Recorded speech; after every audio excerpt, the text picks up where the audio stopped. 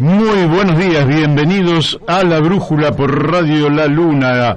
Y le empezamos a dar los muy buenos días a mi amigo Daniel de Abrantes. Daniel, ¿cómo te va? ¿Qué tal? Buenos días a todos nuestros oyentes. ¿Cómo andan? Supongo que todos muy bien. Igual que el operador del día de hoy, con su hinchada detrás suyo, que ustedes van a escuchar cómo lo aclaman. Estamos hablando nada menos que Beto Perdomo. Ahí se escucha. Sí, señor, se escucha, muy bien. Bueno, muy buenos días a todos los que nos están escuchando a través de la antena de Radio La Luna AM1140, todos los que se quedaron ahí prendidos escuchando los tanquitos, todos ellos muy buenos días. También le damos los buenos días a quienes ponen www.radiolaluna.com.ar, porque a partir de allí nos pueden escuchar en cualquier lugar del planeta. Lo he escuchado bien, Usted va a Japón, va a China, pone www.radiolaluna.com.ar y está escuchando en este horario La Luna, lógicamente con 12 horas de diferencia si está del otro lado del mundo, pero no tenemos tantas apetencias de ser tan universalistas. Nos alcanzan con que nos escuchen, por ejemplo, desde Salta, que ayer me mandó Marcos Rodas, un saludo cariñoso, hasta Neuquén, hasta alguno en Santa Cruz, Mendoza, y casi todas las provincias de la Argentina tienen alguien que nos está escuchando a través justamente de la www.radiolaluna.com.ar. También alguno por Twitter, otro por Facebook, y por las aplicaciones, como siempre. Muy buenos días también le vamos a dar a Daniel Pérez, el inventor del canal de YouTube La Brújula en la Luna, que sigue creciendo, un canal de YouTube que sigue creciendo. Le vamos a dar también los muy buenos días a Florencia Videberri, realizadora de los flyers de difusión de este programa, que recorren por todas partes y que me devuelven toneladas de WhatsApp, al punto que hoy, en fin, no podía contestar la enorme cantidad de respuestas que tuvimos. Le damos los muy buenos días a Miguel Pascuale, que sigue trabajando en la creación del multimedio para el bienestar social, el multimedio para el bien común, el multimedio que tiene apetencias de servir a la comunidad. Así que muy buenos días, Miguel Pascuale. Le damos los muy buenos días a la Cámara de Comercio, Industria y Servicios de AEDO, que también siempre nos recuerda algo. Le damos también, los muy buenos días a todos los que nos han mandado en el día de hoy montañas de mensajes. Vamos a seguir con la doctora Mónica Colunga, que desde Corrientes Capital, hace posible que nos escuchen a través de Radio Fénix FM 92.1 MHz, allí en nuestra queridísima provincia de Corrientes, con oyentes también en el Chaco. Como usted verá, tenemos oyentes por todos lados, y a Gustavo Villini, el Danza y Alberto Muñoz, que hacen lo propio en Uspallata, Mendoza, a través de Radio La Paquita FM 88.9 MHz. Si usted quiere enviar un mensaje a la radio, ya lo conoce el teléfono de la radio, es el 4443-7424. Lógicamente que no es para salir al aire, pero por ahí quiere decir algo y le gustó decirnos algo, que siempre hay algún oyente que envía.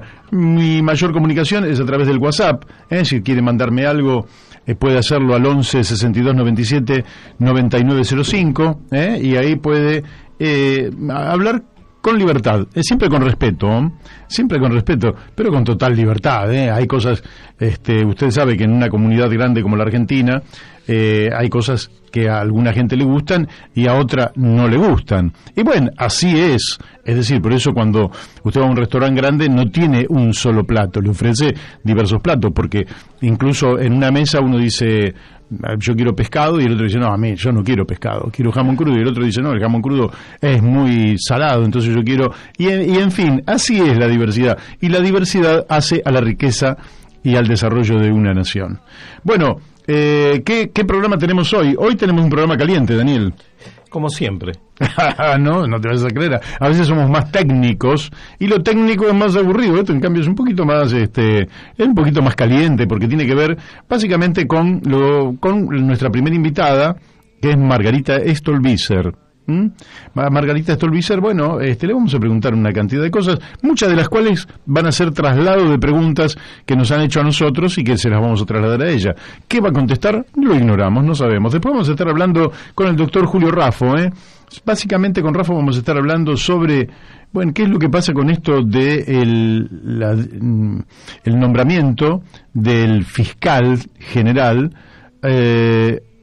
a través de una modificación en la antigua ley, donde con una mayoría aparentemente más pequeña se podrían nombrar el procurador, y que sería el jefe de los fiscales, ¿no? Y con esto, aparentemente, según dicen las malas lenguas, el oficialismo estaría ganando una influencia decisiva sobre todo el aparato judicial, sobre todo en el manejo de las fiscalías, ¿qué será cierto o no será cierto? ¿Qué se busca detrás de esto? Vaya a saberlo. Y finalmente vamos a estar hablando con nuestro amigo César Lerena.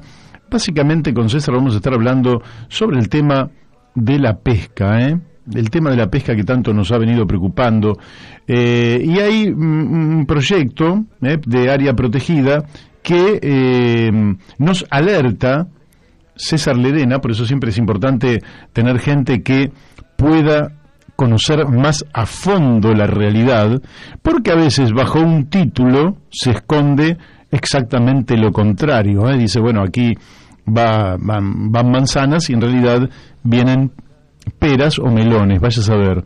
Entonces a veces le ponen un título a algo, a una resolución, a una ley, y lo que hay por debajo del título, en los aspectos más concretos, son cosas totalmente distintas.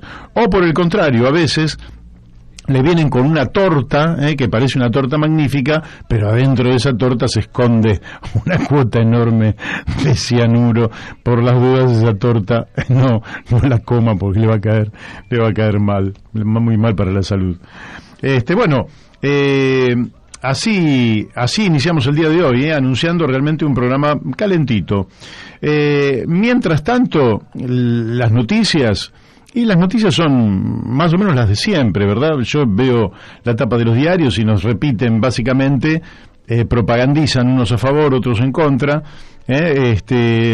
unos evalúan de una manera el problema sanitario, otros lo evalúan de otra manera.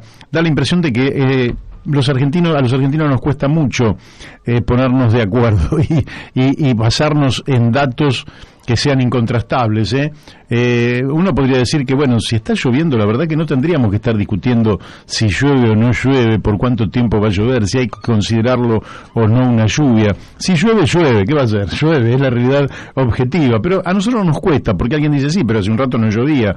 Y sí, ya sabemos, hace un rato no llovía y siempre que llovió paró, sí, que es cierto. Es decir, le encontramos la vuelta a todo, y eso nos resta eficacia a la hora de afrontar los problemas concretos, ¿verdad? Entonces, si además los problemas concretos vienen afectados por intereses políticos que hay detrás, ocurre que para resolver un problema que desde un punto de vista quizás ético, científico, podría resolverse de una manera, pero desde un punto político, electoral, se resuelven de otra manera, ¿qué hace el dirigente político? ¿Por qué? ¿Cuál es el camino que elige? ¿El ético-científico o el político-electoral? Bueno, es interesante porque yo creo que en general la dirigencia lo que elige es el político-electoral. Y ahora, si ustedes quieren que fundamente esto que estoy diciendo, porque alguien me puede decir, sí, es cierto lo que dice Mario Masitelli, pero bueno, también podríamos verlo de otra manera, ¿no? Pero ahora si lo vemos en una nota que ha hecho Eduardo Aliberti en el día de hoy, si la puedo conseguir,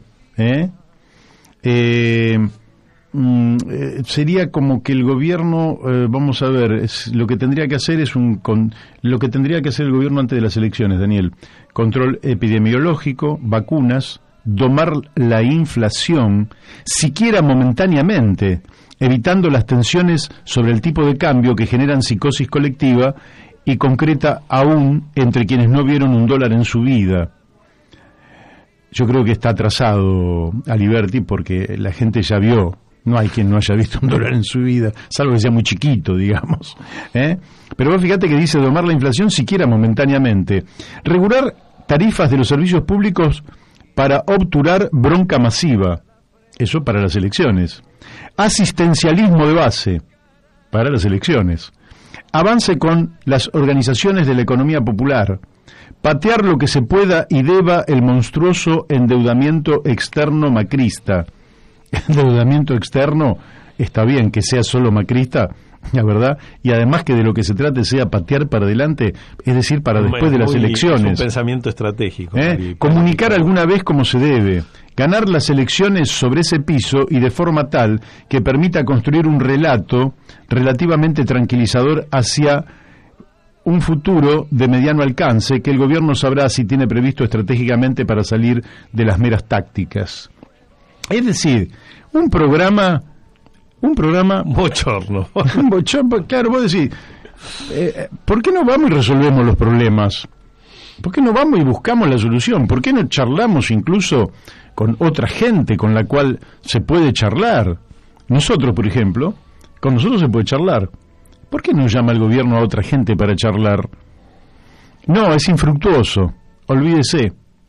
El gobierno no habla con gente que no sea propia. Nosotros le hemos planteado al gobierno que se anime a implementar un ingreso básico universal. Fíjese qué cosa, ¿no? Parece que en Chile va a salir el ingreso básico universal después de la tremenda crisis, y de lo que pasó ayer. Va a salir un ingreso básico universal. No sé si tendrá carácter constitucional o tendrá alguna ley, pero está encaminado a que en 1 o 2 años Chile tenga ingreso básico universal. Y Colombia pasa exactamente lo mismo. Eso. Entonces, ¿qué ocurre? La dirigencia política argentina, que atrasa, lamentablemente, no entiende que cuando usted quiere, en una sociedad como la nuestra, fragmentada y desquiciada, colonizada en áreas estratégicas, lo primero que tiene que hacer para que el pueblo no se hunda en la miseria, en el desaliento, es darle un ingreso material por sobre el cual no solo logre dignidad, sino la posibilidad del ejercicio pleno de la libertad. No hay libertad cuando usted vive con menos elementos materiales de los que necesita para ser una persona digna. Cuando tiene una vivienda que no es digna, cuando tiene un ingreso que no es digno, cuando no tiene los elementos mínimos, porque la libertad cede frente a la necesidad extrema. Cuando hay necesidad extrema, no hay libertad. La libertad queda apabullada, cae rendida, por nocaut cae la libertad cuando usted tiene el 60% de los niños por debajo de la línea de pobreza. ¿De qué libertad vamos a hablar? Del que no logra alcanzar a tener las 3 comidas mínimas con las cuales uno puede subsistir. ¿Qué es lo que se le puede exigir a quienes están en esas condiciones? Un país fragmentado, que además ha decaído en el último de los sistemas que más o menos se mantenía en pie, que es el sistema educativo. Es decir, reconstruir la Argentina es la gran tarea, que la podemos empezar a hacer si nos ponemos de acuerdo. Me excluyo, si se ponen de acuerdo, por lo menos los dirigentes más importantes, más significativos de la política argentina. 4, 5, 6 puntos claves, mínimos, y que no sean la profundización del colonialismo, que no sea más fracking, destruyendo la roca en Mendoza, más minería a cielo abierto, destruyendo la cordillera de los Andes, que no sea más transgénicos y agrotóxicos contaminando la tierra, que no sea menos controles para que las industrias y todos los desechos vayan al agua de los lagos, de los ríos, vayan al mar, para que los plásticos terminen inundándolo todo. Que otro modelo. Pongámonos de acuerdo en 5 o 6 puntos y saquemos a la Argentina adelante. Ahí tiene una oportunidad el gobierno de dar una señal, por lo menos, pero parece que la señal va a ser en sentido contrario, que tiene que ver con la recuperación de la hidrovía. un tema que es sinónimo de nuestra dependencia y de estas políticas coloniales que nos han gobernado en los últimos 40 años. Así es, hoy te quiero decir, hoy 17 de mayo de 2021, me estaba olvidando que es el programa 278, acá una oyente me dice que hoy es el Día Internacional contra la homofobia, la transfobia y la bifobia. Se celebra en esta fecha conmemorando la eliminación de la homosexualidad de la lista de enfermedades mentales por parte de la Organización Mundial de la Salud. Este hecho tuvo lugar el 17 de mayo de 1990. En la actualidad, más de 70 países en el mundo criminalizan la homosexualidad, en algunos con presión y otros con pena de muerte. Digamos, no a la discriminación. Es tremendo.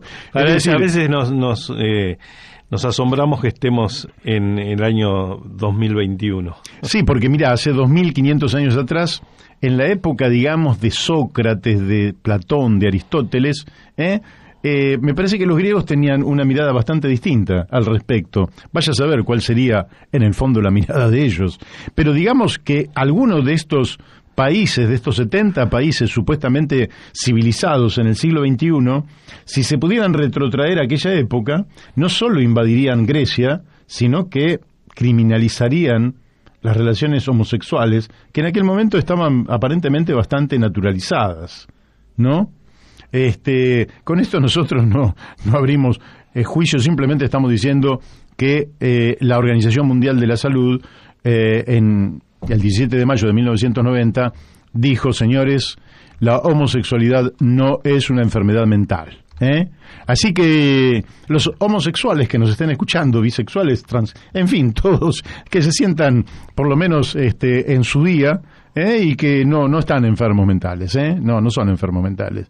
Tienen una preferencia sexual o quieren gozar con su cuerpo como les plazca, y creo que nadie tiene autoridad para meterse en la vida privada de nadie, por tanto, eso está dicho en nuestra propia Constitución Nacional. Eso es la intimidad de las personas y con ella hacen lo que se les ocurra. Bien, bueno, vamos a charlar, espero, con Margarita Stolbizer, que nos vamos a comunicar, espero que en un minutito.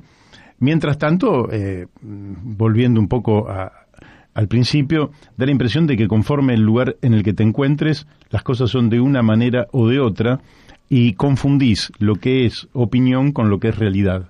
Es el otro gran problema que tenemos. Uno podría decir, hay cuestiones que son opinables y hay cuestiones que son las que son. Por ejemplo, cuando el INDEC saca hoy, un INDEC confiable, saca las tasas de inflación del último mes, por ejemplo, 4,1, uno dice, bueno, empecemos a trabajar sobre la base de aceptar que la inflación está en las nubes, que ya se ha ido al control del presupuesto, que el presupuesto ya no funciona, es decir, que en realidad habría que presentar otra ley de presupuesto que se acomode a las nuevas expectativas, que se acomode a cifras que van a ser muchísimo mayores, porque en el primer trimestre ya se acumuló un 17, en el primer cuatrimestre se acumuló un 17,6. O sea que toda la inflación que venga se suma no sobre la base 100, sino la base 117,6. Quiere decir que el 29% que estaba en el presupuesto, lógicamente, hoy resulta un dibujo, una verdadera fantasía. En definitiva es lo que le permite al gobierno seguir ahondando en el ajuste, que es la única herramienta que parece ser tiene en su cabeza para acomodar los números del Estado. Bueno, mirá vos, que lo que vos acabas de decir, mañana lo vamos a estar hablando con un analista muy profundo de este tema, que es Héctor Giuliano. No, porque para que la gente entienda el ajuste, ¿qué es el ajuste? 48% de proyección o 50% de proyección anual de inflación, ¿sí? Y un salario que están proponiendo de de acomodarse a esas cifras con una tasa del 35% repartida en cinco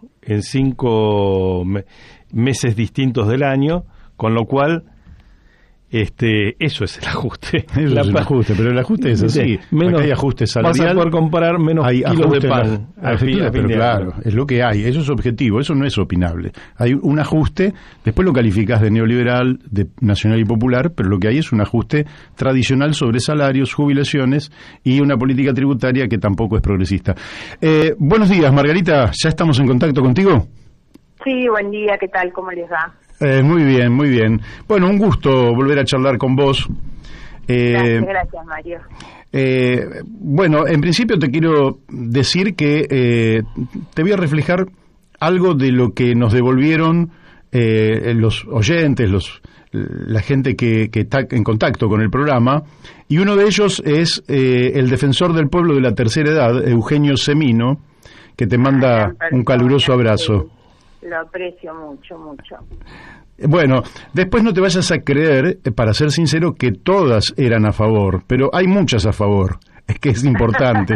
Pero algunas fueron con una carga de crítica, pero bueno, me parece que la política... Pero claro, es así, por supuesto, y me parece que lo bueno es eso, es la diversidad, encontrar lo rico y lo bueno que es que haya pensamientos diversos, miradas diferentes. Me parece que todo eso enriquece el sistema democrático. Mal nos iría si todos fueran o pensáramos lo mismo. Así es. Yo creo que efectivamente, así como es muy malo el pensamiento único, el pensamiento binario también es malo. Claro, por supuesto, y me parece que la diversidad en ese sentido se entiende desde lo que hoy es la sociedad. A mí me da la impresión que esa cuestión binaria sobre lo que tanto se insiste y tanto se apuesta y tan rentable sigue siendo, no es bueno y no refleja ciertamente al conjunto de la sociedad, que es mucho más abierta, más flexible, más diversa. La verdad es que cuando uno conversa, lo separo de la cuestión electoral y del voto, porque el voto tiene otro tipo de motivaciones, pero en términos de expresión, digamos, la gente se muestra mucho más diversa y no se queda con esto de que hay que estar con un extremo o con el otro. Al contrario, la gente se muestra más bien insatisfecha con ese sistema binario, ¿no? Después, insisto, lo electoral va por otro carril, porque yo tengo que en esto reconocer que todas las veces que hemos intentado construir una cosa distinta, al momento de votar, el votante no se expresa de la misma manera que se expresa fuera del cuarto oscuro. Sí, claro, da la impresión de que hubiera un voto útil que es apuesto a que gane esa fuerza o que pierda esa fuerza. Y eso polariza. Claro, pero creo que de todos modos, bueno, tenemos que ser respetuosos de eso. A mí no me gusta poner tampoco el foco de la crítica en eso. Por eso digo, separo las motivaciones distintas que hay. Fuera de lo electoral, cuando alguien te apoya o te rechaza y te critica, digamos, las motivaciones que hay en eso, me parece que es una opinión mucho más libre, y en cambio la opinión que se expresa en el momento de votar tiene otras motivaciones, y tal cual vos decís, esas motivaciones muchas veces tienen que ver más con el sentido negativo y el intento de que haya alguien que no gane, que no realmente la motivación principal deja de ser, bueno, apoyo al que está más cerca de mi pensamiento, ¿no? Sí, claro. Pero creo que tenemos que respetar incluso esas motivaciones. Estoy de acuerdo. ¿Y no podría ser también que, aunque llevamos 37 años de vida democrática, a nuestra democracia le falte un poquito de madurez todavía? Sí, sin duda. Yo diría que más que eso, mi mirada es bastante crítica y creo que no es que no hemos llegado o alcanzado la madurez, creo que al contrario hemos tenido retrocesos. A mí me da la impresión que la democracia era más madura con la intención y la voluntad y la libertad con que nos expresábamos en el 83 y en los primeros años. No lo digo solo por el resultado electoral, ¿no? Sino realmente por la vocación que la sociedad ponía ahí. Y fundamentalmente por la representación política. Sin ir más lejos, el Congreso y la forma en que el Congreso trabaja y se manifiesta, yo creo que muestra un deterioro importante en lo que han sido todos estos años de vida democrática. Creo que el debate era fuerte, y no porque no fuera tenso, la verdad, confrontativo, duro, así lo hemos vivido en los primeros años después de la recuperación democrática, pero sin embargo existía un nivel de convivencia, de entendimiento, de respeto por lo que pensaba el otro, que no se ve en los últimos años. Entonces me parece que no es que no alcancemos una madurez, sino que al contrario hemos decrecido y hemos perdido, ¿no? Margarita, Daniel de Abrantes te habla, ¿cómo estás? ¿Qué tal, Daniel? Buen día. Buen día. Mira, y en relación a esto que estás desarrollando, te quería hacer una pregunta. El fin de semana pasado se desarrolló en Chile quizás una de las elecciones más trascendentes, por lo menos de los últimos años, para el pueblo chileno, porque se estaba votando la conformación de la Asamblea Constituyente que va a dar a Chile una nueva constitución, después de 2 años muy agitados con movilizaciones masivas como nunca se habían visto en la calle. El resultado nos tira una primera reflexión, que es la gran, digamos, que hubo un gran derrotado, unos grandes derrotados, que fue el sistema político en su conjunto, ya que los grandes, la mayoría de los escaños terminaron en manos de electores independientes por fuera de los partidos. ¿Qué reflexión te produce este fenómeno que se está viviendo en Chile? Sí, primero destaco de la misma manera que vos lo hacías, lo trascendente que es esta elección, sobre todo, no solamente por lo que han sido estos 2 últimos años, sino por el significado que tiene tan profundo y tan determinante en la vida política de Chile, porque es una constitución o una reforma constitucional pensada para salir de los resabios que aún hoy Chile tiene de lo que fuera la dictadura de Pinochet, ¿no? Y toda esa serie de privilegios que se establecían y demás. Entonces, creo que realmente es muy, muy importante para Chile encarar una reforma de su constitución que les permita mirar más al futuro que al pasado, ¿no? La reflexión, te diría, hoy no cabe duda, nosotros podíamos mirarlo en nuestro país, pero esto nos ayuda a mirar un contexto mundial donde las democracias han entrado en un cuestionamiento social muy grande. Nosotros, no me acuerdo si lo hemos comentado con ustedes, pero desde la ONG que yo presido hicimos el año pasado una encuesta nacional nuestra con muchos casos sobre los altos niveles, o sea, que dan como resultado los altos niveles de desconfianza social en las instituciones.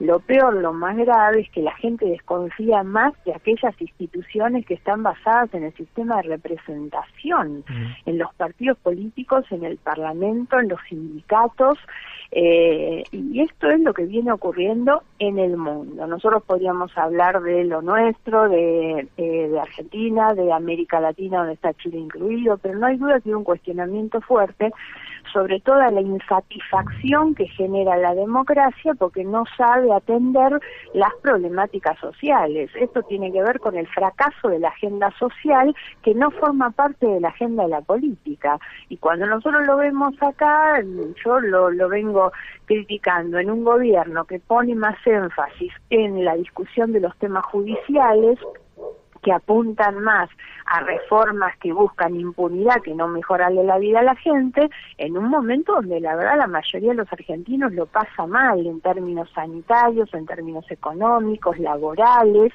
y no veo que se ponga el esfuerzo realmente en eso.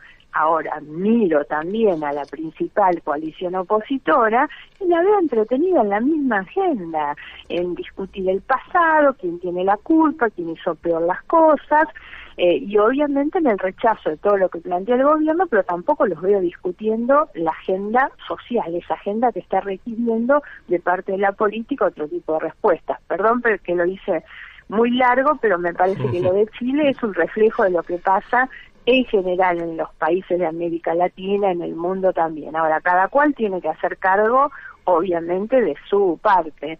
Y en Chile también ocurre esto, cuando los partidos no logran atender satisfactoriamente. Recordemos además, un agregadito más muy cortito, y recordemos que Chile estaba en una suerte de incendio, literalmente, previo a la pandemia. Recordemos lo que fue el fin del 2019 en Chile, la situación social era gravísima. Después todo es como en otros países de América Latina. Argentina no lo sufría igual porque había tenido una elección y entonces esa elección generó una expectativa distinta.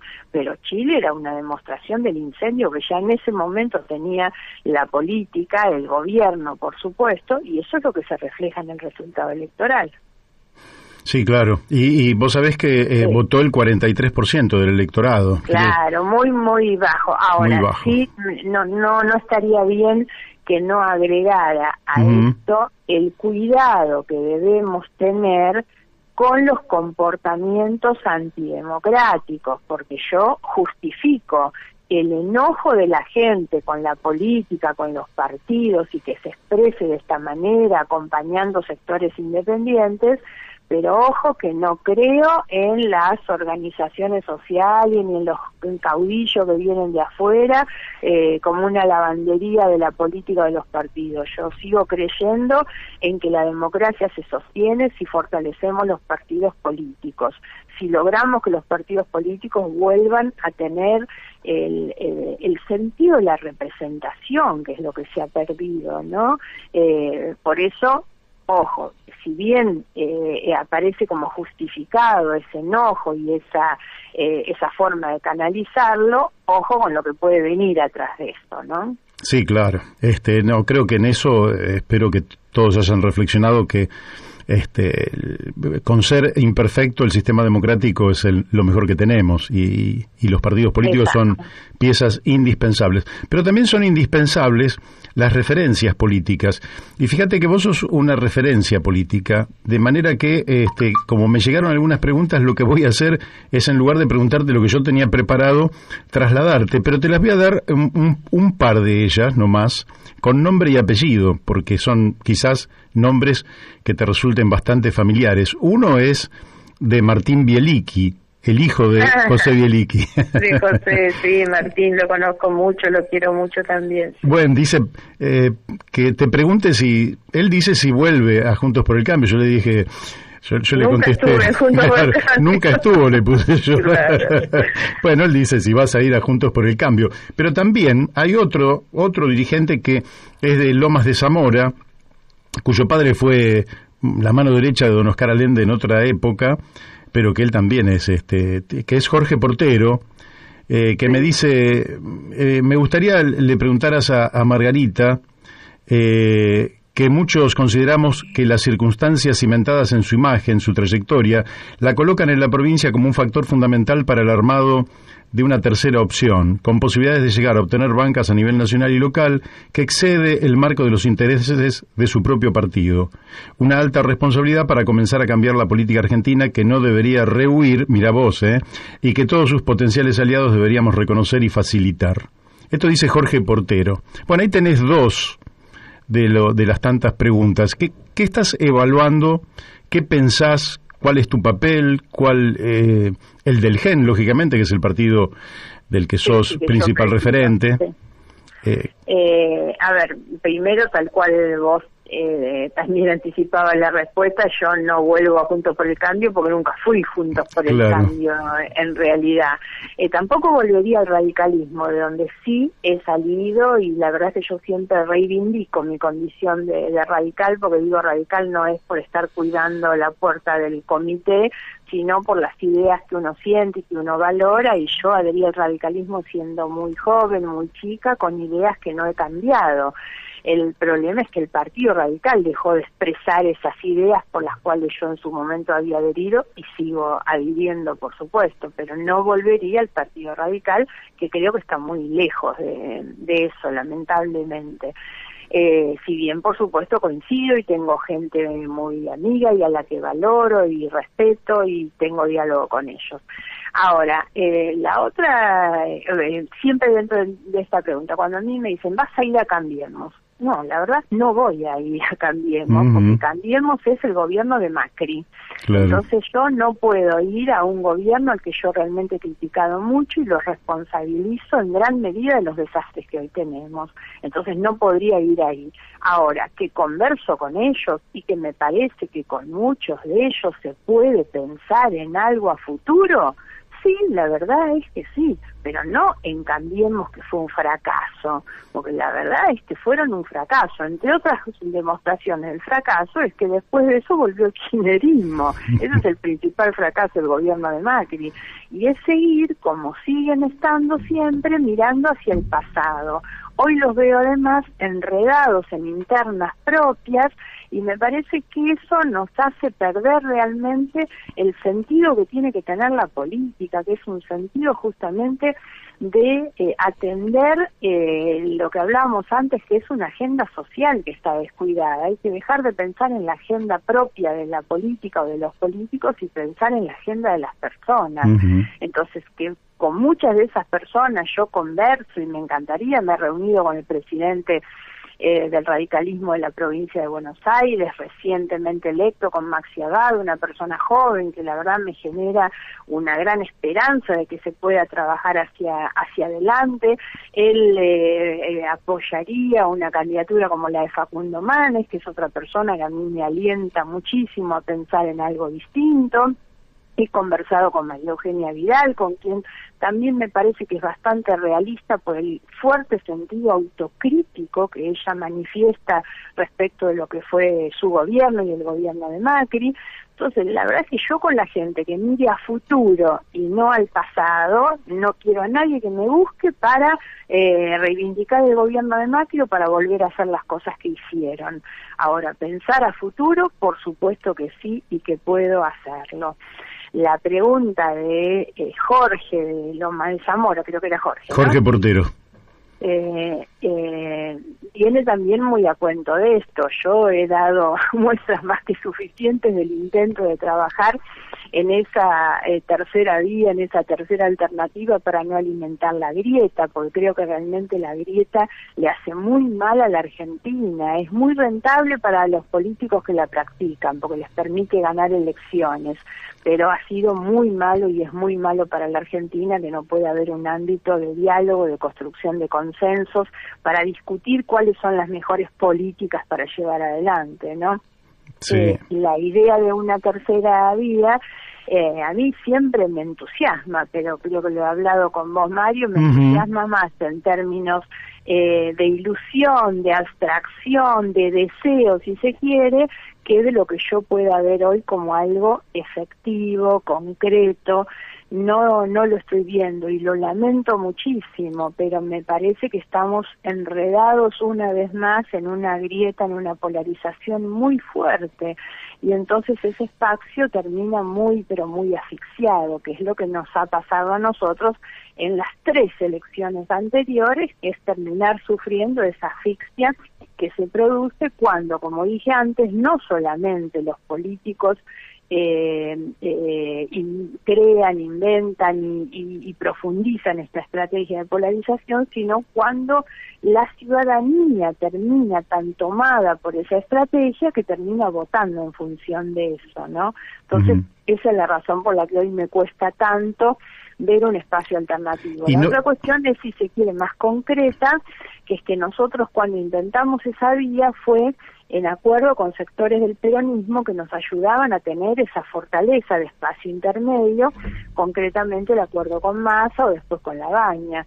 Hoy esos sectores están dentro de la polarización, dentro del gobierno, y entonces ya se me acaban los socios, digamos, como para decir, bueno, desde dónde uno puede intentar darle volumen a esta tercera posición, ¿no? Y además, ¿no sentís que se perdió una persona valiosa con un enorme futuro, que es el ex gobernador de Santa Fe, Miguel Lifchitz? Por supuesto, y me viene muy bien que lo digas, porque creo que realmente eso nos merece una reflexión muy profunda, no solo en lo humano. Yo, la verdad es que me ha producido mucho dolor en lo humano, en lo personal, pero fundamentalmente es una pérdida política para el progresismo enorme, con un futuro, una proyección tremenda. Yo me voy a reunir esta semana con Mónica Fein, que asume la presidencia del Partido Socialista, con Enrique Esteves Boero, que es el diputado que ellos tienen, y bueno, también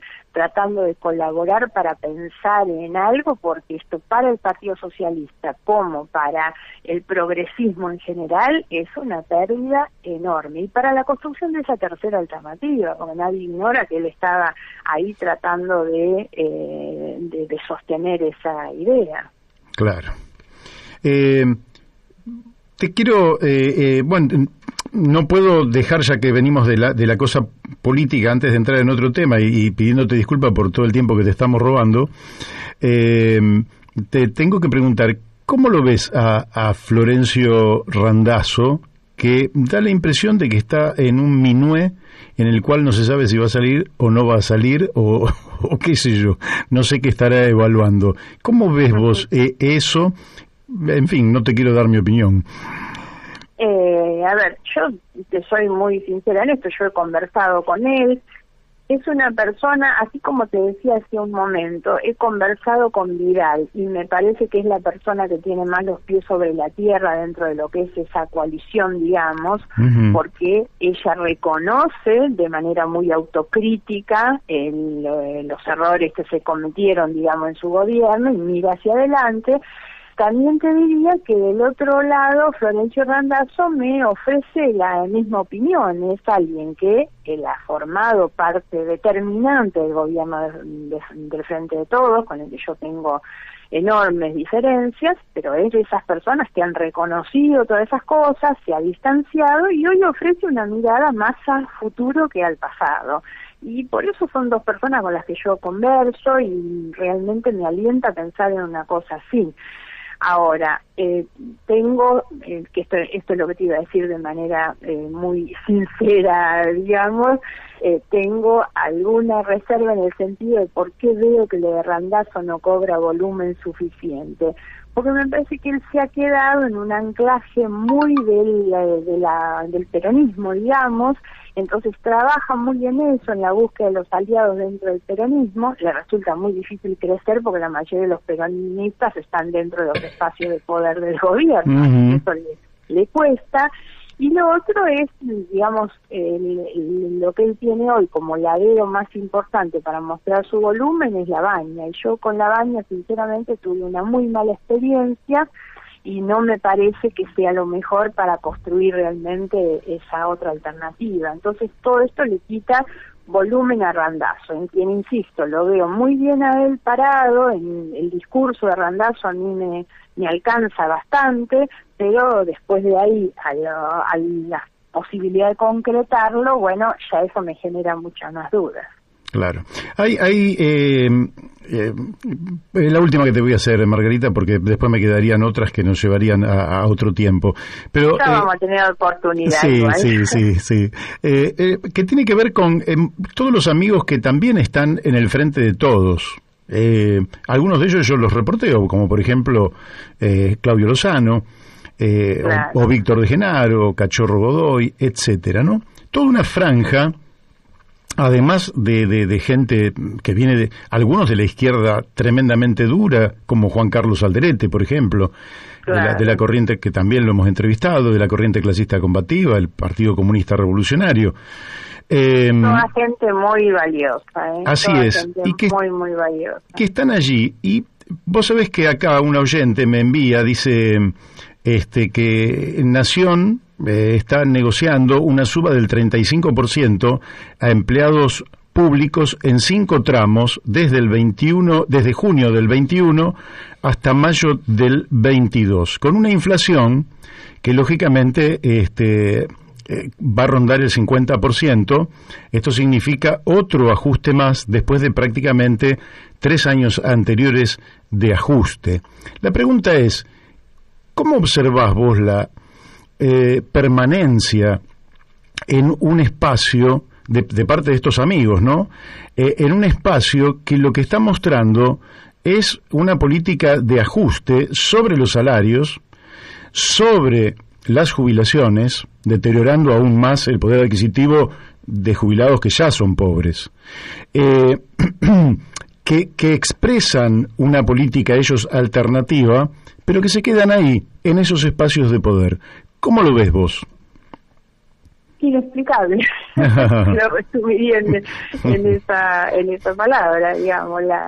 La coherencia obliga a otra cosa. Lo que pasa es que el gobierno, el kirchnerismo en general, es tremendamente eficaz en la estrategia de comunicación para instalar como identidad propia determinados valores que no lo son.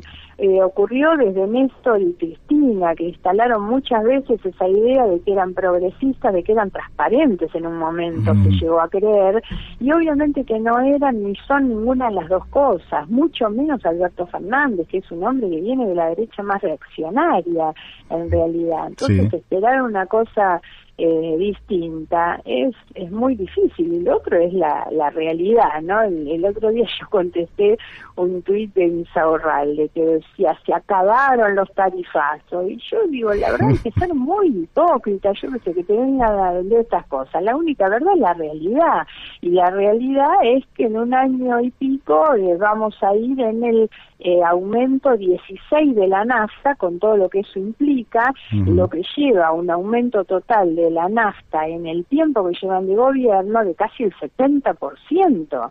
Sabemos lo que implica el aumento de la nafta respecto de todo lo demás. Si vamos al aumento de los alimentos, es otro aumento que lleva casi el 60%, en ambos casos más alto que la inflación. Y tal cual vos decís, los que pierden son los asalariados, pierden los monotributistas siempre. Yo insisto con que los grandes perdedores de todo este tiempo de pandemia, sobre todo, son los monotributistas, que eso no tienen ningún respaldo de nada. Pierden las jubilaciones, por supuesto. Entonces estamos muy lejos de que esto pueda ser un gobierno que exprese sectores populares, que defienda sectores populares. No lo es. Y los que convalidan con su presencia dentro de este gobierno esas cosas, bueno, solamente puedo decir que se torna inexplicable. Si vos los entrevistás, trata que ellos te den esa explicación. Bueno, no, a mí tampoco me resulta explicable, porque el otro día Claudio Lozano planteaba una política muy radical, suspender pagos al Club de París, al Fondo Monetario Internacional, suspender las negociaciones con ambas instituciones, un shock de justicia social que es un impacto redistributivo enorme, en fin, una cantidad de políticas que uno las ve absolutamente divorciadas de la voluntad del presidente de la Nación. Claro, por supuesto. Así que, en fin, bueno, volveremos a preguntarles a ellos. Por hoy, Margarita, te agradezco muchísimo el tiempo que nos has concedido, y seguramente me quedaron casi todas las preguntas que tenía preparadas, que eran mías, quedaron en el tintero. Próximamente volvemos a hablar. A hacer, por supuesto. Gracias a ustedes por la comunicación. Un abrazo, hasta pronto. Hasta pronto, gracias. Margarita. Bueno, hemos hablado con Margarita Stolbizer. Ustedes la han escuchado con total claridad, bueno, muy interesante, ¿no? Bueno, sí, yo creo que siempre quiero dejar claro lo siguiente, porque, bueno, uno puede tener más confianza o menos confianza con un entrevistado, pero lo importante en las entrevistas es el derecho del entrevistado a decir lo que piensa con absoluta claridad y transparencia.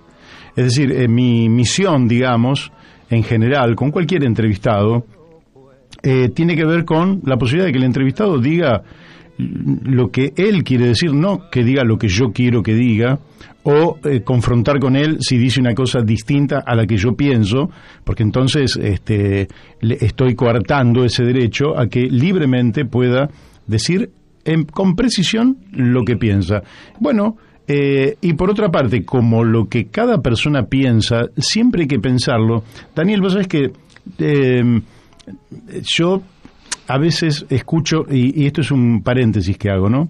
A veces escucho, este es un gobierno de transición, ¿no? Y yo me pregunto, ¿hay algún otro gobierno que no sea de transición? ¿No está todo en transición? Claro, no, porque lo otro implicaría que algo se clausura totalmente. Totalmente, es decir, todo lo que yo creo que algunos no lo tienen claro. Nosotros somos de transición. Todo es de transición, todo está en movimiento, todo tiene dinámica. Entonces, efectivamente, este que estamos viviendo es un gobierno de transición. Pero eso no habla mal del gobierno, porque todos los gobiernos anteriores fueron de transición y los que vengan también serán de transición. En todo caso, lo que podría hablar mal del gobierno es que arrancó con el 30 y pico % de la población por debajo de la línea de pobreza y probablemente termine con una cifra mucho peor que esa. Con el 40, arrancó con el 40, es decir, Macri arrancó con el 30 y dijo pobreza cero, y terminó con el 40. Agarró Alberto Fernández, que no dijo pobreza cero, y evidentemente esto van a tener, lógicamente, el atenuante material de la pandemia, ¿verdad? Pero lo cierto es que tampoco se ven las políticas audaces a partir de las cuales la elevación social de nuestro pueblo sea la condición para el desarrollo posterior de la nación. Que la clave es, ¿quién va a sacar adelante la Argentina? ¿Los capitales extranjeros? Olvídalo. Lo va a sacar el trabajo de nuestro pueblo. Para que nuestro pueblo tenga un trabajo creador de bienes y servicios de la mejor calidad, necesitamos su elevación social. La elevación social implica elevación económica, educativa, cultural, que cuando vos estás en mejores condiciones de educarte, de leer, de estudiar, de prepararte, de entrenarte, para eso tenés que elevar la condición del 60% de nuestra población. Y bueno, esa es la gran tarea que, fue bien planteado en general, creo que es la gran tarea que está por delante, y por H o por B, la Argentina, en lugar de tener cada vez menos pobres, menos marginados, menos excluidos, cada vez tenemos más de todo eso. Por eso también decía que hoy me llegaron muchos comentarios, toneladas. Les pido 1000 disculpas a todos los que nos están enviando, porque hoy fue un día tremendo. Se lo venía comentando a Daniel antes de llegar acá a la radio, que imposible contestar todo lo que llegaba. Pero hay una cosa que tiene que ver con que también las ideas y las opiniones que uno da pueden ser transitorias.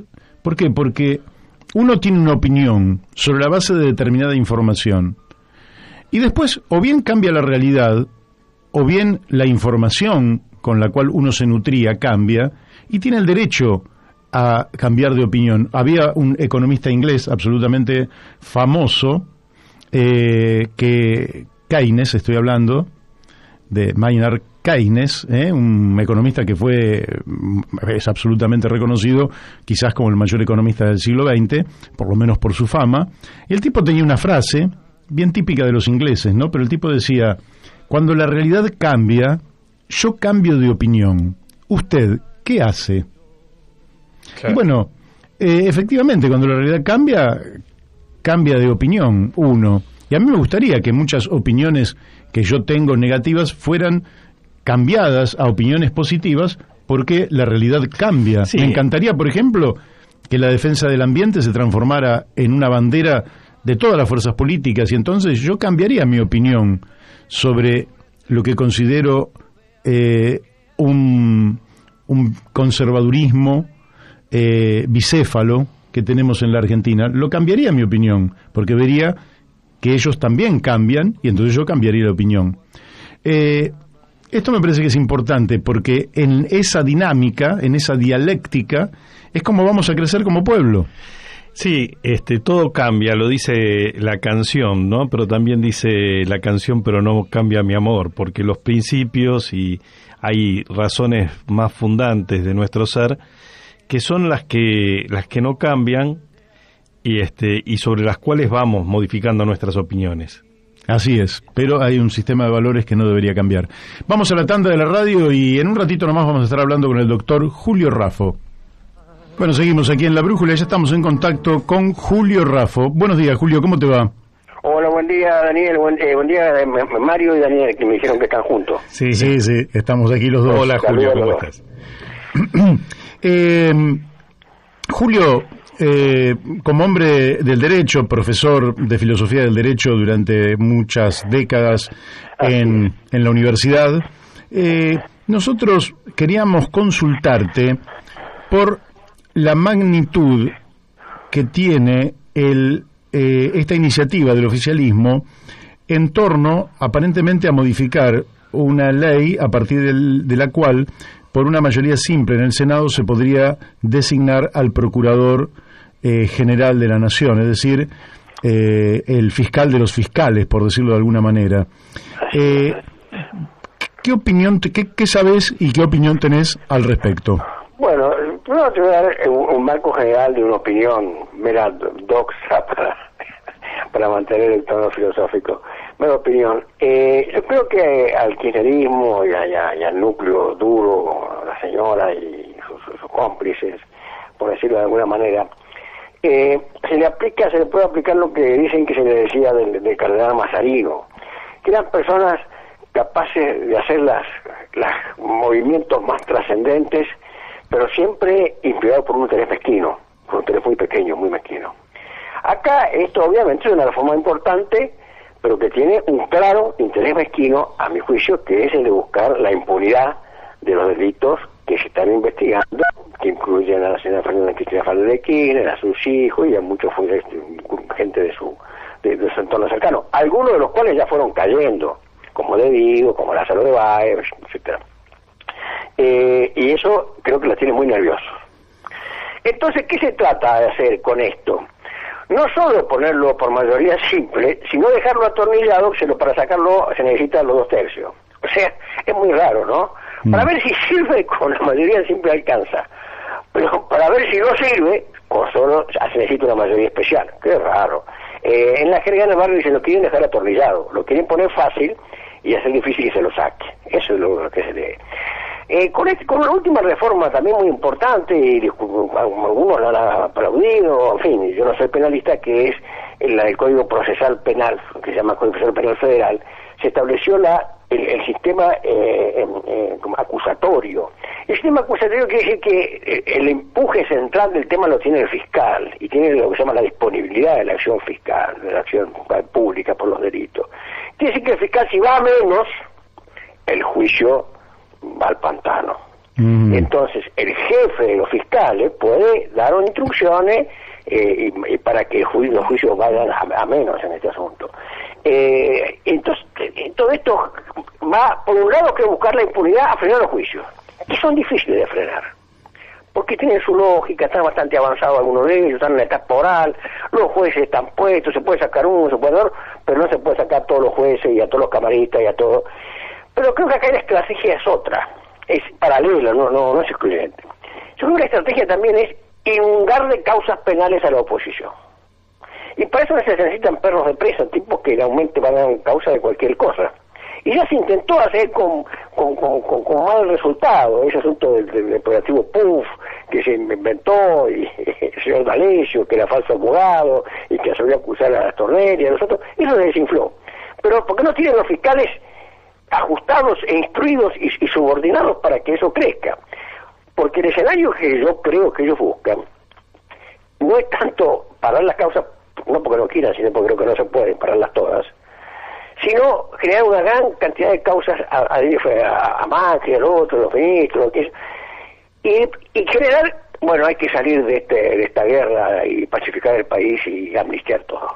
Entonces cambiar que una gran amnistía esta situación de esta gente, estos ladrones, con de otras causas que como no surgieron, no lo pongo la mano por nadie, pero lo cierto es que las causas no están, a pesar de ciertas denuncias que hubo. Pero necesitan los fiscales para generar ese escenario. Eso es lo que yo creo. Por un lado, frenar las causas que avanzan, y por otro lado, generar un contrapeso para decirle a la sociedad, o justificar, o legitimar, bueno, cerremos todo, perdonémonos todos a todos, seamos buenos argentinos, buenos hermanos, amnistía para todo el mundo. Y eso desde el punto de vista moral, lógicamente que es rechazable. Ahora, desde el punto de vista político, también es cierto que la Argentina no puede seguir girando en torno a determinados hechos delictivos, que ya son comprobadamente así, por más que se nieguen, son harto evidentes, han pasado todas las pruebas. ¿Cómo? ¿Qué sé yo? Amado Vudú, por ejemplo. A mí me dicen que Amado Vudú es un gran cuadro del campo nacional y popular. Bueno, no quiero discutir eso. No, yo sé. A mí me da risa que digan eso, pero bueno. Claro, no quiero discutir. Lo que digo es que efectivamente los actos delictivos pasaron por decenas de jueces y la verdad es que los expedientes han demostrado que su detención es correcta. Ahora, claro, te dicen sí, pero el mismo delito puesto del otro, de la vereda de enfrente, generaría impunidad por parte de los mismos jueces. Y uno sospecha que también puede ser cierto. También puede ser cierto. Pero en este punto, vos sos un hombre que también de los derechos humanos, de la lucha por los derechos humanos, yo también he participado. Y nosotros cultivamos esto de la memoria, que los pueblos que pierden, si no tienen memoria, repiten sus ataques. Así es. ¿Cierto? Y lo hemos predicado que con sinceridad, con profunda sinceridad. Y yo nos llamo la atención a los que del campo acá, que algunos hay que yo respeto y han trabajado en derechos humanos, pero lo decían de verdad esto de la memoria, o era una cuestión hipócrita, coyuntural de circunstancia. Solo para jugar los militares, pero para los ladrones no tiene que haber memoria, tiene que haber amnistía es olvido, ¿no? Sí, sí. Es olvido. Tiene que haber olvido, claro. Tiene que haber olvido. ¿Cómo es esto? Entonces no era una bandera noble de principio fundado de que queremos y cultivamos la memoria, porque si no los pueblos que no cultivan la memoria, lo repito. Muy bien, los militares fenómenos, lo aplaudimos todo. ¿Y con los ladrones? Con los ladrones no, tiene que haber olvido. No, yo para mí es un agravio a una de las grandes banderas de la causa nacional, que fue la verdad y justicia. Sí, verdad claro. Y justicia, pero ella, verdad y justicia solo para los torturadores, verdad y justicia en todos los casos, en el genocidio era central y era angustiante y fue una lucha tremenda y todos los que la dieron merecen el respeto de todos los argentinos. Pero vos como hombre de los derechos humanos no desconocés que cuando se constituye la CONADEP, se acuerda sobre la base de que se investigan los crímenes de lesa humanidad del 24 de marzo del 76 en adelante y se dejan de lado los que son del 23 de marzo del 76 para atrás. No, la CONADEP nació, fue una cosa noble que en los grandes números hay que aplaudirla, sí. pero no hay que desconocer algunos aspectos como el que vos estás señalando. Eso por un lado. Por otro lado, hay dos nobles personas que yo respeto y respeté mucho y siempre respeto, más allá de que he coincidido, que son Adolfo Pérez Esquivel y Augusto Conte, que no quisieron integrar la CONADEP. Yo fui colaborador de Conte. ¿Y por qué no quisieron? Porque no tenía facultades de investigar, no investigaba la CONADEP. Ellos querían que tuviese facultades de convocar e investigar. Tenía facultad de recibir denuncias. Claro. La recibió y fue muy importante, la sistematizó, hizo una carpeta y se la entregó al gobierno, pero no tenía facultad de convocar a nadie, de interrogar a nadie, no tenía poder de nada. Era un receptor de denuncias. Las víctimas, los familiares de las víctimas, los padres, los madres, hermanos, iban y llevaban la denuncia y se acumularon, se sistematizaron. El CER, yo fui coordinador del CER, cumplió una tarea muy importante en esa tarea, igual que la Asamblea, la Liga, el Movimiento Judío, en fin, el CERPAC, el MED, todos los organismos, las madres, las abuelas, familiares, con doña Cata, que siempre la evoco, con todo respeto, pero era recibir denuncias. Además lo que vos señalás, el 24 de marzo, y además que cuando se inició el juicio a la Junta, se aplicaba el principio de obediencia debida, y el Senado se reformó y se incluyó con exclusión de crímenes aberrantes. Y eso fue lo que abrió la puerta a que avanzaran los juicios, y hubo un intento de pararlo, militarmente con la cara pintada y políticamente con la ley de punto final y después con la ley de audiencia debida, que afortunadamente tuvieron el destino que tuvieron, como tienen que tener esas leyes de impunidad. Me parece que todas las leyes de impunidad tendrían que tener el mismo final. O no nacer, o sin nacer no tener vigencia, y si llegan a tener alguna vigencia, ser anuladas. Eso es lo que yo espero, también para los ladrones y las ladronas, porque no quiero ser sexista en el lenguaje. Claro. Julio, te hago una pregunta también vinculada con esto que estás diciendo. En el primer tramo del programa estuvimos comentando la elección, la trascendente elección en Chile, ¿no? Y lo que aparecía como un dato muy significativo era el fracaso de los partidos políticos que se veían arrasados por los candidatos independientes y digamos, ¿cómo estamos mirando desde aquí esa experiencia a la luz de lo que está pasando en la Argentina que, por un lado, cada vez, por lo menos nosotros lo planteamos así, somos conscientes de que en los últimos, desde la década del 70 para acá, la Argentina está en una permanente decaimiento y degradación. Quizás el dato más importante es la caída en la pobreza de la mayoría de los argentinos, y hay una responsabilidad indiscutible de los dos conglomerados políticos que nos han gobernado en los últimos años. La posibilidad de que crezca un tercer espacio hasta ahora viene siendo bastante esquiva. Hicimos juntos algunas experiencias interesantes, pero estamos donde estamos, ¿no? El riesgo es que se niegue de parte de la gente al sistema político en su conjunto, y que sabemos que de ahí se puede salir disparado para cualquier lado. Así es. ¿Cómo estás viendo vos? No, yo comparto lo comparto con sobresalto. Creo que se ha ido acumulando sobre la crisis económica y social, la pobreza, la marginalidad, en fin, el desapego al trabajo, que es un efecto no querido, no deseado, pero un efecto de una política indiscriminada de planes que no estén asociados a incorporarse al sistema productivo. Sin trabajo no hay verdaderamente salir a la pobreza, acá no hay caso. Pero a eso creo que se ha ido avanzando una crisis de legitimidad política. Claro. Creo que la representatividad política diseñada, los moldes como que funciona en las democracias occidentales, llamadas sistemas constitucionales occidentales, me parece que pasa por una crisis de legitimidad muy grande. Y como bien señalabas vos, y para preocuparse, que la salida puede salir por cualquier lado, ¿no es cierto?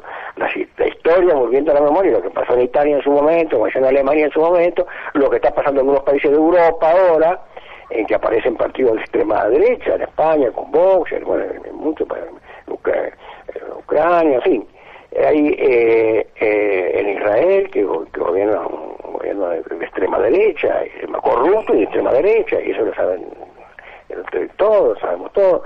Entonces hay un auge que se apoya en esa crisis de legitimidad y sale cualquier cosa, y se termina pasando cualquier cosa, y eso me preocupa también. Ahora, ¿cómo se enfrenta esa crisis de legitimidad? ¿Cómo se replantea? ¿No?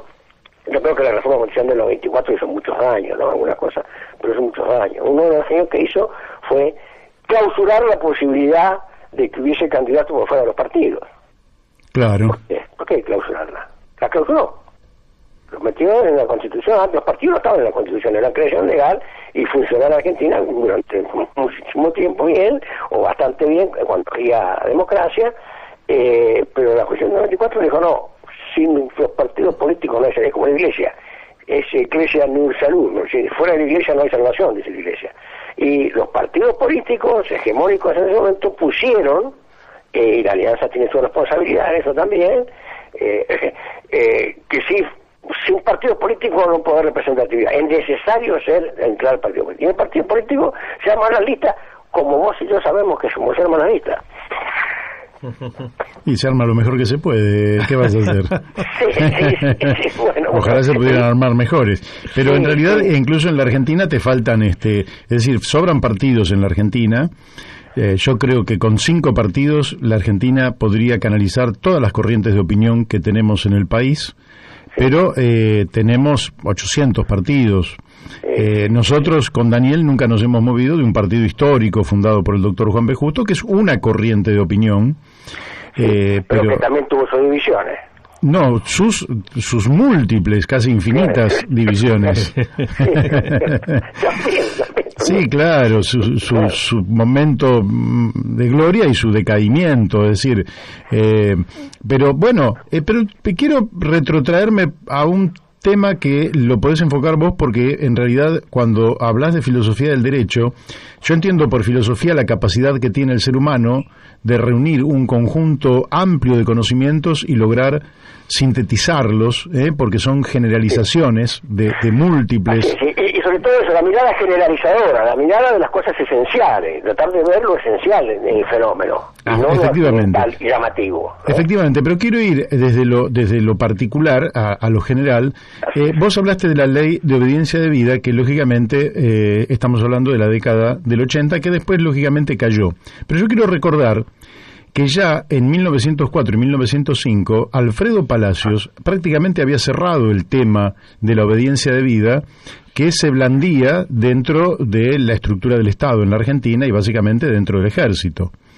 Y el tipo la hizo trizas, tanto sea desde la obediencia que responde a mandatos morales y al derecho, como que lo que se justifica es la desobediencia cuando está fuera del derecho y fuera de los mandatos morales. Entonces, pero la Argentina parece que no supera un escalón, sube un escalón y se cae de ese escalón. No, el tema de la obediencia debida, lo que pasa es que hubo una perversa interesada deformación de la obediencia. La obediencia debida viene del derecho romano. Y la obediencia debida tiene su lógica bien planteada. O sea, si yo tengo un secretario en mi oficina y venimos a verme con su portafolio y de repente si voy a pasar al baño, y pasas al baño, y yo te digo, llamo a mi asistente, a mi secretario, y digo, vea mozo, ese portafolio yo y póngalo en mi auto que está en el estacionamiento. Y es el tuyo, ¿no? Y el tipo agarra el portafolio y se lleva. Porque en un momento me lo manda, dentro de sus tareas normales, está llevar y traer cosas, porque es mi secretario. Bueno, me robaron el portafolio. Uy, no está, uy, qué barbaridad, lo robaron la mano. Y salí, el portero dice, yo lo vi a este joven salir con un portafolio. Sí, y a ver, era el portafolio de Mario. Este tipo se robó el portafolio. Dice, no, perdón, dice el tipo, yo no me robé nada. Yo le dije, cumplí una orden de RAF. Pero esta orden reúne varios requisitos. Primero, está dentro de las tareas normales que yo tenía que hacer, llevar y traer cosas. No es tipo, no dijo de una puñalada cuando salga, porque esa no es mi tarea normal. Segundo lugar, yo la reconozco y le digo, Rafo me dio la orden, agarre el portafolio y dice esto. Tercera cosa, el hecho no era manifiestamente ilícito. Porque el hecho era llevar un portafolio de la oficina de Rafo al auto de Rafo. ¿Cómo voy a poder preguntar yo si de quién es? A mí? Entonces, y yo, por último, lo reconozco. Y los militares torturadores y asesinos no hacían ninguna de estas cosas. No dijeron, mira, a mí me dio la orden el coronel tal, el general, nunca dijeron quién le dio la orden. Segundo, la orden era manifiestamente criminal, torturar, matar, violar. Tercero, no está dentro de las funciones normales del militar, que es fundamentalmente desfilar, tocar el tambor y eso, y ir a la guerra cuando hay guerra, ¿no? Y por último, él reconocía y explicaba la cosa. Entonces, aquí la obediencia de vida era ser razón. Obediencia de vida, ¿quién es la orden? No se sabe, no importa. ¿Cuál es la orden? No importa. El hecho de criminal sí, pero bueno, era una orden. Y era un disparate. No encaja con los requisitos del derecho penal de la obediencia de vida que viene de los romanos. Entonces era una aberración, era la impunidad, la búsqueda de impunidad, como ahora con el fiscal, la búsqueda de impunidad. O sea que en la Argentina vamos, digamos, verdad y justicia va a seguir siendo una demanda de las organizaciones de derechos humanos que no estén suficientemente politizadas. Porque en algunos casos... Que acá se hizo mucho daño porque se degradó a los organismos de derechos humanos. Lo que no logró la dictadura ni el menemismo, logró el kirchnerismo, enfrentar y dividir los organismos de derechos humanos, contaminarlos, ponerlos en situación, causas penales, de fraude, eso de los hogares, el sueño compartido, no sé, el desastre de las madres. Yo lo digo con todo dolor, pero bueno, la verdad,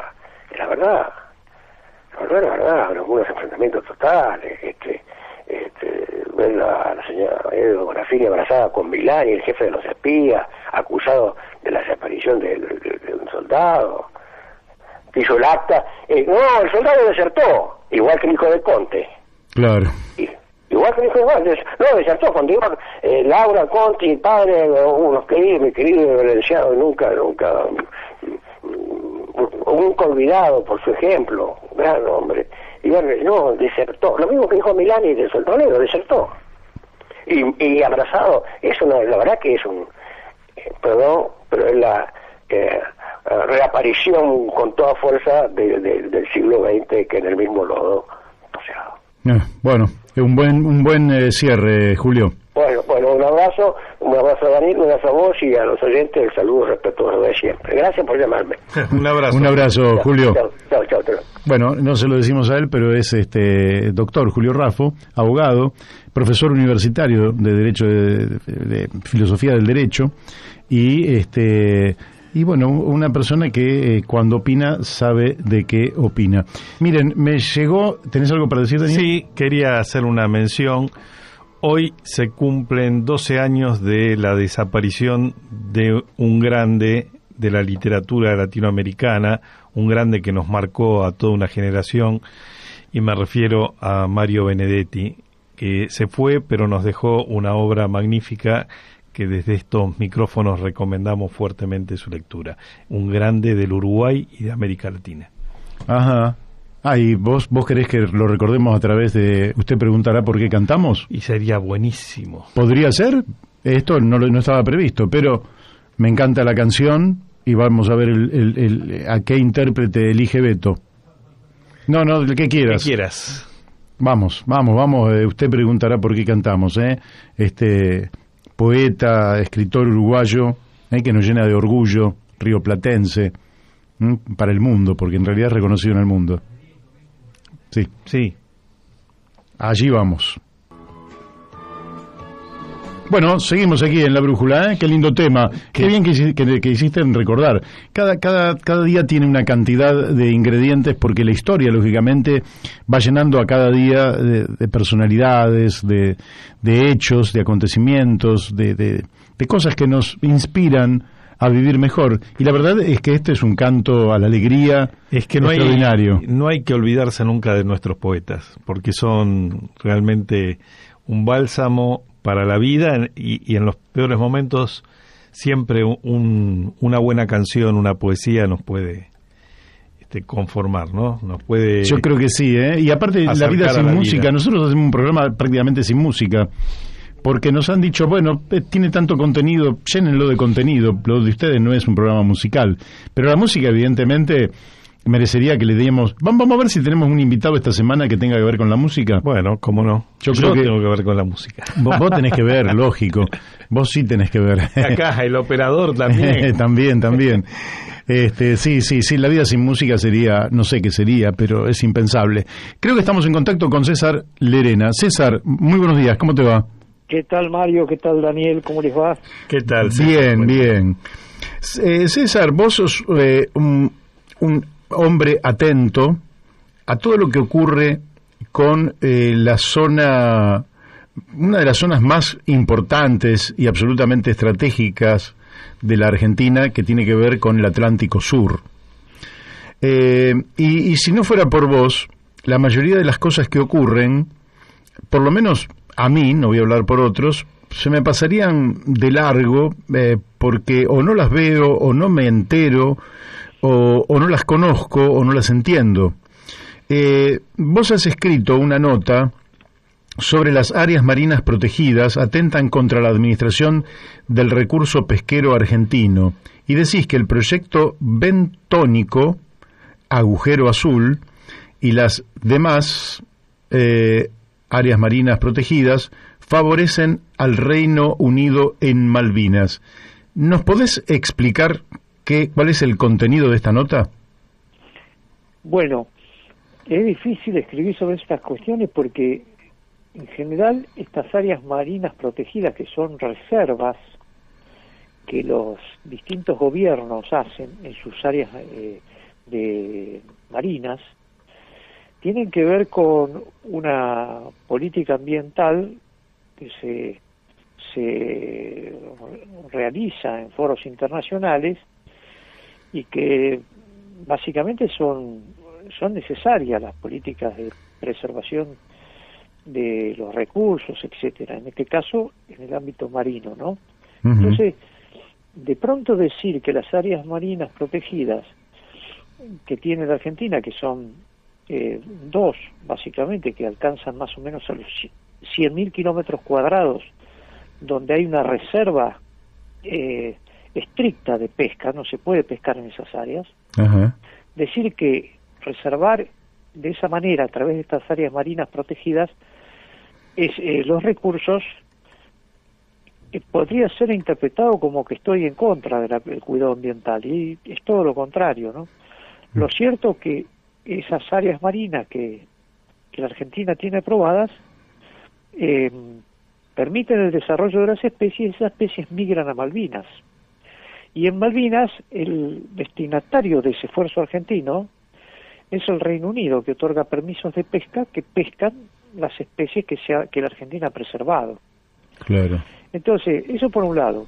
Por otro lado, estas áreas marinas protegidas las promueven generalmente en los gobiernos, los ministerios de ambiente, de medio ambiente o desarrollo sustentable, como se llaman, y terminan entonces en una superposición de obligaciones con lo que habitualmente lleva las áreas del Ministerio de Agricultura y Ganadería, porque la Subsecretaría de Pesca y el Consejo Federal Pesquero tienen atributos para establecer vedas, reservas transitorias, algunas con mayor tiempo, menor tiempo. Son más ágiles, es más ágil establecer vedas por determinado tiempo, que por ahí es el tiempo que se desarrollan las especies, luego levantarlos, habilitar la pesca. Y por otro lado, eso es desde el punto de vista estrictamente biológico, ¿no? Uh-huh. Pero por otro lado, hay que tener mucho cuidado con el establecimiento de estas áreas marinas protegidas, porque estas ONG, que son las que promueven estas áreas, tienen en su gran mayoría una constitución que son prácticamente delegaciones de ONG británicas, ¿no? Te quería, casualmente que mencionas esto, te quería hacer una pregunta que la tengo ahí, que me está picando en la cabeza hace unas semanas. Digo, esto lo tengo que hablar. Daniel de Abrantes te habla. Sí. Sí, hola Daniel. ¿Qué tal? ¿Cómo estás? Y tiene que ver con este documental que se está difundiendo a través de Netflix, no sé si lo pudiste ver, que se llama Seaspiracy. La pesca insostenible que hace, es un documental que tuvo un impacto bastante grande. No sé si te llegó algún comentario o si lo vistes. No, yo particularmente no lo vi, pero sí me han llegado comentarios, sí. Bueno, no, a mí me interesaba tu opinión porque, digamos, hace una crítica muy dura a todo lo que es el sistema de pesca comercial y en particular a las ONG que están detrás de, digamos, de ciertas certificaciones, como, digamos, que le darían a ciertas prácticas pesqueras un halo de sostenibilidad que no es tal, y, digamos, denunciando a multinacionales que estarían detrás de esta operación. Y por otro lado, digamos, la denuncia más fuerte que hace es que dice que el sistema de pesca intensivo con redes de arrastre se está destruyendo los fondos marinos, y esto va a tener un impacto a nivel global en el calentamiento global que es mayor al de la emisión de CO2 de los automóviles, y que dice que es terrible lo que está ocurriendo en los océanos. Bueno, a mí me dejó impactado, no sé el grado de confiabilidad que tiene toda la información, pero sí debo decirte que me movilizó mucho, y por la forma en que está planteado me hizo acordar mucho a los documentales de Pino, ¿no? O sea, claro. Bueno, pero bueno, son 3 o 4 temas que vos has mencionado juntos, que seguramente están planteados en estos documentales. Sí.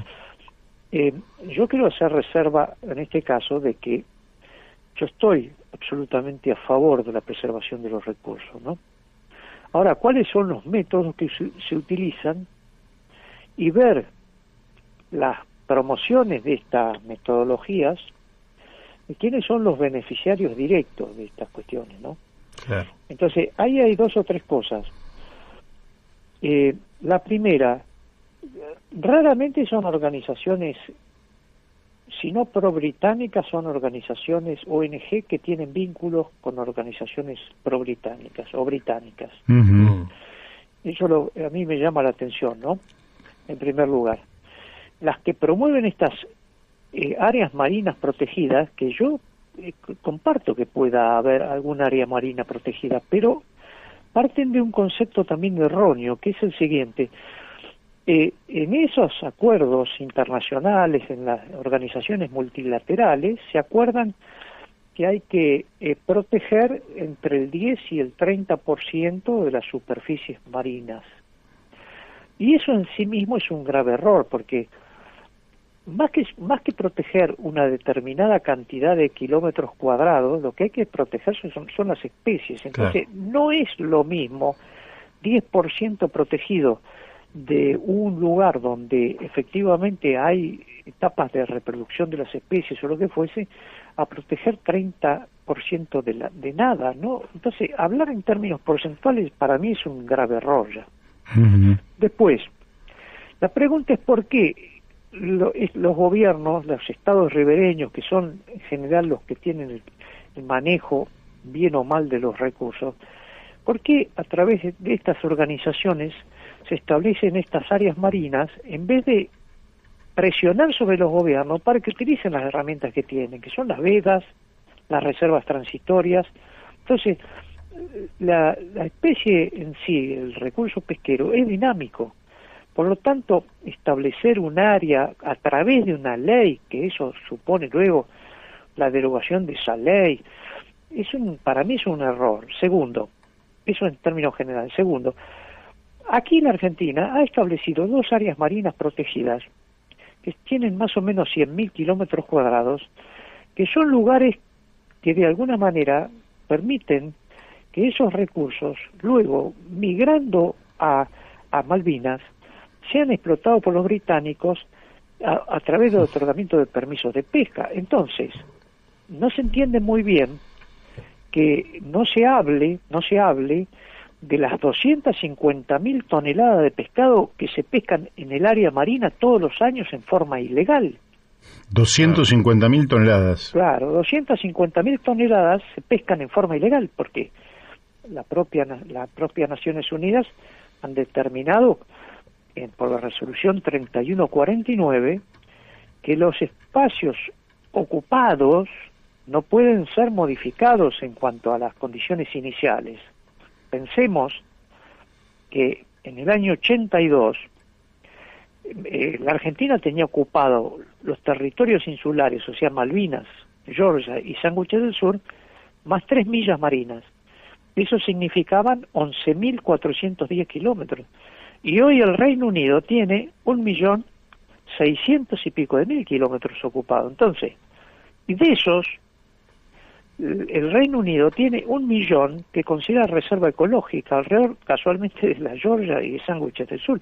Entonces, más que nosotros tener 100.000 hectáreas a través de estas áreas marinas protegidas en el territorio exclusivamente argentino, o mejor dicho, en la zona económica exclusiva argentina, lo que la Argentina tendría que hacer es declarar un área marina protegida en todo el espacio ocupado por el Reino Unido, porque ahí sí se produce una depredación absolutamente certera. La Argentina no tiene ninguna capacidad de controlar lo que pasa en el área bajo control inglés. Entonces la Argentina, más que declarar 100.000 kilómetros cuadrados de área marina protegida en su zona económica exclusiva, debería declarar las 1.600.000 kilómetros cuadrados. Entonces estaríamos muy por encima de los estándares de estas organizaciones multilaterales que entienden que el 30% debe estar bajo estas reservas. Ahora, a esto, un proyecto de la Cámara de Diputados con la firma de Graciela Camaño le agrega 164.000 kilómetros cuadrados. Todavía no está aprobado, pero aparentemente este proyecto tendría el aval de la Cancillería y de la Secretaría de Malvinas que preside Filmus, uh-huh, para proteger lo que se llama la plataforma continental. Para que todo el mundo entienda, una cosa es el agua y otra cosa es el piso. Claro, sí, claro. Sí. Por fuera de las 200 millas, lo que se pretende es proteger 164.000 kilómetros cuadrados, perdón. Y entonces, en verdad, a los únicos que van a proteger ese sector, y declarar, que esto es otra aberración, van a declarar una reserva marina estricta. ¿Qué quiere decir? Que va a ser de aplicación para los buques nacionales la imposibilidad de pescar en esa área, pero no para los buques internacionales. Los buques extranjeros van a seguir pescando porque la Argentina no tiene jurisdicción para prohibir la pesca fuera de las 200 millas. Entonces, y además le agrega, porque esto es llamativo, que pretenden tener una suerte de promoción política, le agrega que además en ese sector está el submarino Ara San Juan. Y que de esta manera lo van a proteger. Y en realidad esto es una aberración total. Sí, esto sí. ya es absurdo. Primero porque en los fundamentos de ese proyecto de ley no mencionan ninguna de las razones por las cuales se fundamenta la protección del submarino. El proyecto es meramente económico, en todo caso de preservación de las especies, pero no tiene una sola línea ni en los aspectos resolutivos ni en los fundamentos para declarar esa zona de protección del submarino. Y en verdad que se lo podría declarar en una ley autónoma y diferente, absoluta, y declarar lo que corresponde declarar, que es un monumento nacional marino. Eso está previsto en la ley, que es un espacio donde sí no se puede pescar, por supuesto mucho más reducido, porque ahí sería un espacio de unas 5 millas cuadradas para proteger los restos, que también al sacarlos en esta ley lo que están haciendo es prácticamente sepultar la idea de cualquier recuperación de los restos, ¿no? Que es otro tema agregado que habría que cuestionar también. Claro.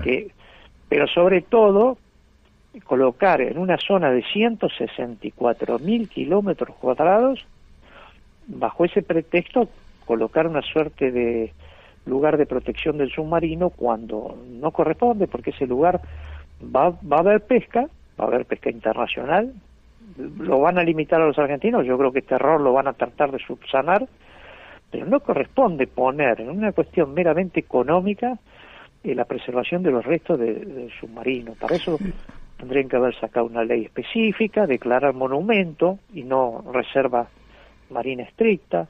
Son dos cuestiones totalmente diferentes, muy razonable que se declare un monumento nacional marino donde están los restos de San Juan. César, te quería preguntar, los métodos de pesca que utilizan grandes redes de arrastre, ¿son sostenibles? ¿Es posible seguir pescando?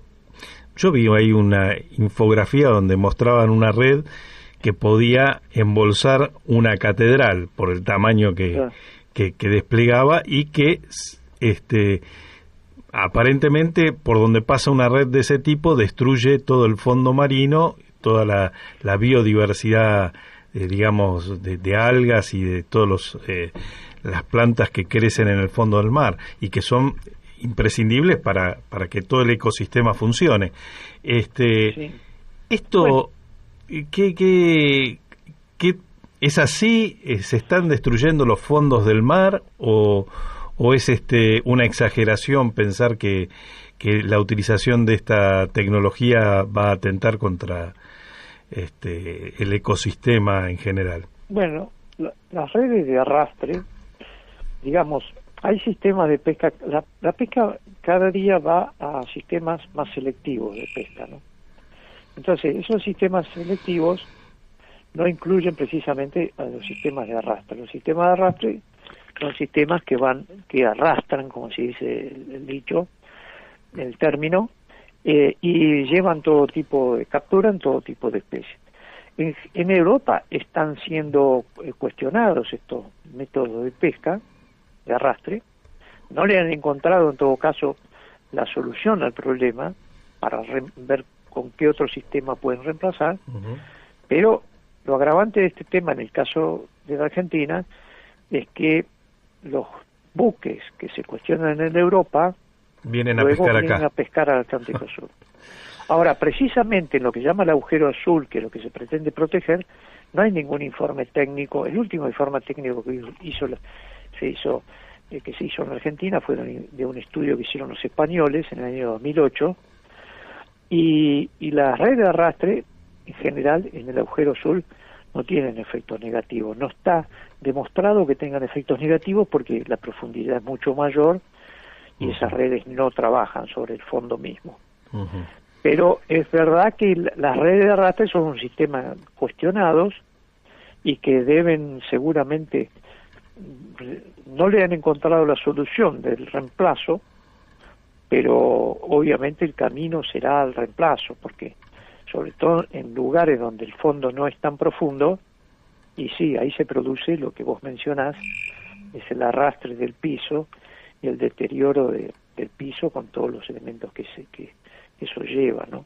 Pero no está demostrado en el caso del agujero azul. Más bien aquí hay una cuestión que no se ha hecho demasiados análisis sobre la cuestión de proteger este agujero azul, y en verdad que si uno mira la situación de Malvinas y ve que alrededor de Malvinas hay una zona económica exclusiva de hecho de los ingleses, al este tiene unos 600 kilómetros de zona de conservación de Malvinas. Al sur de Malvinas está George Sandwich del Sur, que tiene otro 1.000.000 de kilómetros cuadrados protegidos. Al oeste están toda la cuenca Malvinas de petroleras. Y ahora se pretende poner este área marina protegida al norte de Malvinas. Prácticamente lo que se está haciendo es una suerte de anillo de protección a Malvinas. Claro. Y los británicos tienen ya el año pasado ya hablaban de que iban a tener protegido unos 4 millones de kilómetros cuadrados alrededor de sus archipiélagos. Claro, Es una locura. Bajo pretexto de cuidado del recurso, son zonas de protección. Sí, claro. Después ellos otorgan, como dije, los permisos de pesca y bueno, extraen todos los años 250.000 toneladas de pescado.